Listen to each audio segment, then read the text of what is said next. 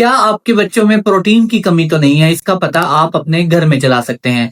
4 ऐसे सिम्पटम्स होते हैं जिनको आप अपने घर में ही अपने बच्चे में देख के इस बात का पता लगाते हैं कि आपके बच्चे में प्रोटीन की कमी है या नहीं है। इसमें सबसे पहला सिम्पटम होता है हाइट और वेट का ना बढ़ना।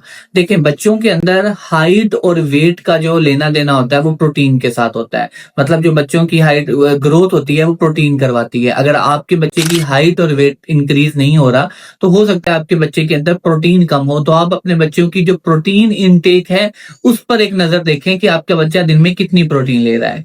दूसरा सिम्पटम होता है कि आपका बच्चा बार बार बीमार हो रहा है। मतलब आपका बच्चा एक दफा एक मसले से निकलता है, दूसरा मसला, एक दिन फ्लू हुआ है वो ठीक होता है, कुछ दिन बाद दोबारा।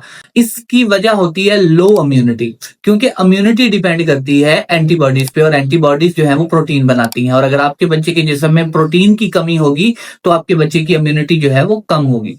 तीसरी सिम्पटम्स होती हैं लो इन एनर्जी। बच्चा सुबह तो उठता है वो बड़ा एनर्जेटिक होता है, वो सुबह बड़ा फ्रेश उठता है, और जैसे ही दोपहर का टाइम होता है बच्चा वीक जो होता है वो बिल्कुल कमजोरी सी महसूस करना शुरू कर देता है, और शाम तक बच्चा बिल्कुल लो इन एनर्जी होता है, कोई भी काम नहीं कर सकता, बच्चे की टांगों में दर्द शुरू हो जाती है। इसकी वजह होती है कि आपके बच्चों में जो प्रोटीन होती है वो आपके बच्चों की मसल रिकवरी और मसल ग्रोथ करवाती है। अगर आपके बच्चों में प्रोटीन की कमी होगी तो आपके बच्चों की जो ग्रोथ है, मसल ग्रोथ है, वो कम होगी, और इससे आपके बच्चे की जो एनर्जी लेवल्स होते हैं वो कम हो जाएंगे।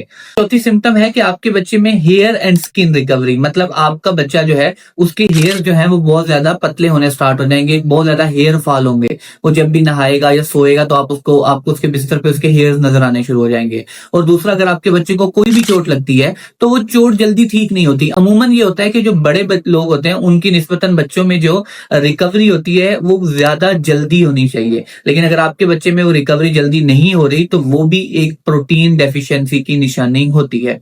अब आपको अगर लगता है कि आप अपने बच्चे को बहुत ज्यादा दूध पिला रहे हैं तो फिर प्रोटीन की कमी क्यों हो रही है, तो याद रखें, प्रोटीन की जो सोर्स है वो सिर्फ दूध से आपने पूरी नहीं करनी होती, आपने बाकी भी ऐसी ग़िज़ाएं खिलानी होती हैं जिससे आपके बच्चे में प्रोटीन मिले। इसमें कर्ड मतलब दही आ जाता है, इसके अंदर दालें आ जाती हैं, अंडा आ जाता है।